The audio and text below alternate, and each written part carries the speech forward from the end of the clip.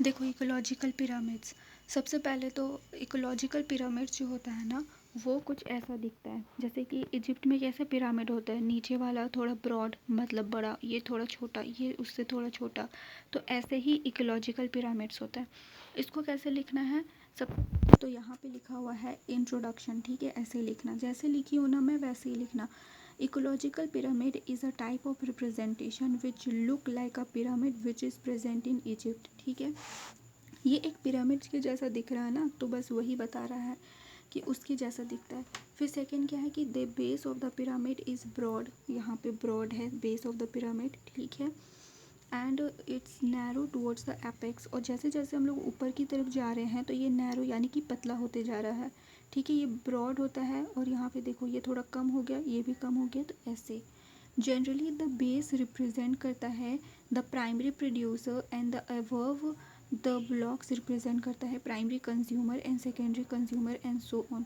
इस पिरामिड का क्या मतलब है, यानी कि बेस, यहाँ पे क्या होता है ना कि प्राइमरी प्रोड्यूसर्स होंगे। अब जो मैं बताई थी कि प्राइमरी प्रोड्यूसर्स कौन होते हैं, जैसे कि ग्रीन प्लांट्स हो गए, वही होते हैं प्राइमरी प्रोड्यूसर्स, वही होते हैं, ग्रीन प्लांट्स हो गए, ठीक है।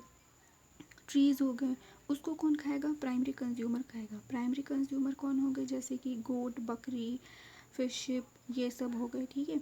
टर्शरी सॉरी सेकेंडरी कंज्यूमर कौन हो गया, जैसे कि वुल्फ हो गया, या फिर लाइन भी हो सकता है, या फिर मैन भी हो सकता है। तो इसको हम लोग बोलेंगे सेकेंडरी कंज्यूमर।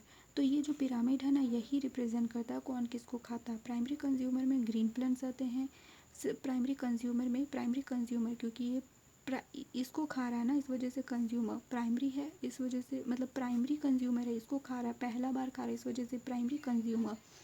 फिर इसका सेकेंडरी कंज्यूमर।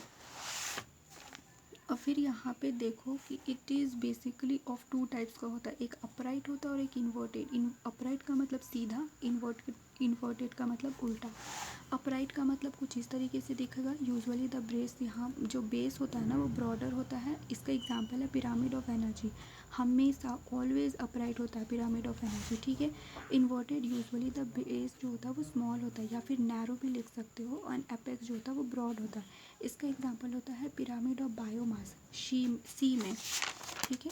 कुछ इस तरीके से देखो, इस तरीके से देखो, यहाँ पे क्या होता है ना कि सी में बायोमास की बात हो रही है, मतलब उसका वजन का समझ लो, ठीक है, वजन का बात हो रहा है, उसके वेट का बात हो रहा है। तो जैसे कि जो फाइटोप्लैंक्टन्स होते हैं, फाइटोप्लैंक्टन्स का मतलब क्या होता है, जो सबसे एकदम छोटे छोटे जो प्लांट्स होते हैं ना, वो फाइटोप्लैंक्टन्स। तो वो जो होते हैं ना, उनका बायोमास यानी कि उनका वजन यानी कि उनका वेट बहुत ही कम होता है। और उनको कौन खाता है, जू प्लैंक्टन्स, जो छोटे छोटे ऑर्गेनिजम्स होते हैं, तो उनका वजन थोड़ा ज़्यादा होता है।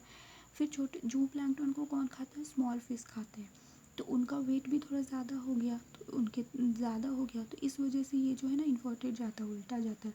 क्योंकि जो फाइटोप्लैंक्टन होते हैं वो कम नंबर के भी होते हैं, है ना, और उनका वजन भी कम होता है। और जैसे जैसे हम लोग ऊपर की तरफ जाते हैं सी में, तो फिर जू प्लैंक्टन हो गया या फिर स्मॉल फिशेज हो गया, और एकदम टर्शरी में अपर में कौन जाएगा, शार्क जाएंगे। शार्क का कितना वजन होता है, बहुत ज़्यादा, 100 200 की 300 ऐसे वजन होता है उसका, 200-300 केजी होता है, तो उनका बायोमास सबसे ज़्यादा होता है, तो ये इन्वर्टेड जाता है, ठीक है। तो इसका ये दिखा देना।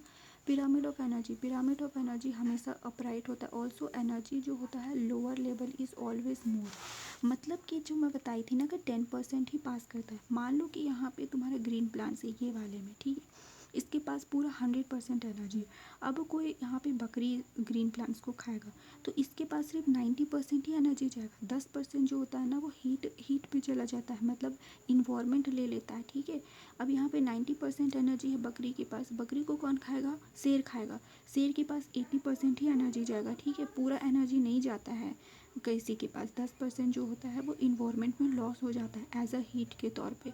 टर्सरी में कुछ भी मान लो कि लायन को कौन खा सकता है, इंसान ही खाएंगे, ठीक है, तो वो लिख सकते हो। या फिर सेकेंडरी में है, सेकेंडरी कंज्यूमर में वुल्फ लिख सकते हो, वुल्फ को कौन खाएगा, लायन खाएगा, और मैन भी खा सकते हैं। तो बस ऐसे करके लिख देना। ये पी का मतलब है प्राइमरी प्रोड्यूसर, पीसी का मतलब प्राइमरी कंज्यूमर, एससी का मतलब सेकेंडरी कंज्यूमर, एंड टीसी का मतलब टर्सरी कंज्यूमर। जैसे कि यहाँ पे जो है ना, यहाँ पे तुम जैसे कि मान लो कि सनलाइट का एनर्जी पूरा कितना है, क्या पता कितना है, यहाँ पे देख लो 6 जीरो है, ठीक है, तो यहाँ पे सनलाइट का एनर्जी कितना है, और यहाँ पे जब एनर्जी जब जा रहा है कन्वर्ट हो रहा है ना, तो 10% लॉस होके जा रहा है। यहाँ पे मान लो कि 10,000 था, फिर यहाँ पे 1000 है, फिर यहाँ पे 100 है, फिर यहाँ पे 10 जून है, तो 10% एनर्जी लॉस हो जा रहा है। तो इस तरीके से ये जाता है और ये हमेशा अपराइट होता है, ऐसे बना देना, ठीक है। अब आते pyramid of number in grassland ecosystem. जैसे कि प्राइमरी प्रोड्यूसर यहाँ पे क्या हो जाएगा, ग्रीन प्लांट्स हो जाएंगे, वही हो गया। प्राइमरी कंज्यूमर क्या होगा, herbivore, secondary consumer carnivore, tertiary consumer top carnivore. अरे वही चीज़ें हैं, बस ना तुमको थोड़ा सा घुमा फिरा के वही चीज़ें बार बार लिखनी है। लिखना है, ऐसे छोड़ मत देना, ठीक है, लिखना है। और यहाँ पे देखो पिरामिड ऑफ नंबर, मान लो कि जो प्लांट्स हैं वो 5000 प्लांट्स हैं, ठीक है। मान लो कि जो पेड़ पौधे हैं वो 5000 हैं। उसको कौन खाएगा, बकरी खाएगी या शिप, शिप का मतलब भेड़ होता है शायद। वो 3000, उनकी जो नंबर है, संख्या है, वो 3000 है, ठीक है। अब भेड़ या बकरी को कौन खाएगा, वुल्फ खाएगा, यानी भेड़ या ये सब खाएंगे। तो उनका संख्या कितना, 1000 है, ठीक है। और जो टॉप कार्निवर्स है, यानी कि जो लायन हो गया या मैन, उनका संख्या कितना, 500 ही है। तो हम लोग जैसे जैसे ऊपर की तरफ जा रहे हैं ना, तो ये नैरो होता जा रहा है, संख्या घट रही, नंबर घट रहा है, ठीक है। तो पिरामिड ऑफ नंबर अपराइट है। ये ग्रासलैंड में, मतलब टेरेस्ट्रियल का मतलब हो गया जो लैंड में होता है ना, वो। अब एक होता है पिरामिड ऑफ बायोमास, जो मैं बताई थी, जो इन्वर्टेड होता है। जैसे कि मैं बताई थी ना कि जो सी में हो गया, जो फाइटोप्लैंक्टन, फाइटोप्लैंक्टन का मतलब होते हैं एकदम छोटे छोटे जो सी वीड्स होते हैं ना, छोटे छोटे प्लांट्स वो होते, तो उनका बायोमास। अब पिरामिड ऑफ बायोमास का मतलब होता है उसका वजन के हिसाब से। तो यहाँ पे देखो वजन के हिसाब से हो, पिरामिड ऑफ बायोमास में जो फाइटोप्लैंक्टन है उनका वेट बहुत ही कम होता है। जैसे जैसे हम लोग ऊपर जाते हैं, फाइटोप्लैंक्टन को खाने वाले बहुत सारे जू प्लैंक्टन होते हैं, वो एक छोटे ऑर्गेनिजम्स होते हैं, और उनका वजन फाइटोप्लैंक्टन से ज़्यादा होता है। मान लो कि ये 4 kg का है फाइटोप्लैंक्टन, तो ये 10 kg का होगा, ये 20 kg का और ये 40 kg का, ठीक है। अब जो थोड़े से जो और छोटे फिशेज़ हैं उनका भी तो वज़न ज़्यादा होगा, और जो एकदम शार्क होते हैं, वेल होते हैं, जो बड़े बड़े पानी में जो क्या बोलते हैं, फिशेज़ होते हैं, मछलियाँ होती हैं, उनकी जो वज़न बहुत ज़्यादा होती है, तो वो टॉप कार्निवर्स में आएंगे, वो सबको खाएंगे। तो ऐसा हो गया primary producer, primary consumer, secondary consumer and tertiary consumer. ये हो गया पिरामिड ऑफ बायोमास, जो सी में ये इन्वर्टेड हो जाता। अगर बायोमास की बात करें तो, नंबर की नहीं बात करें, नंबर में फिर अपराइट हो जाएगा। बायोमास की बात करेंगे तो इन्वर्टेड हो जाएगा। और बस ये लिख देना कि primary producer phytoplankton, primary consumer zooplankton, secondary consumer small fish, tertiary consumer shark. इसको मैं ना अच्छे से दिखा देती हूँ।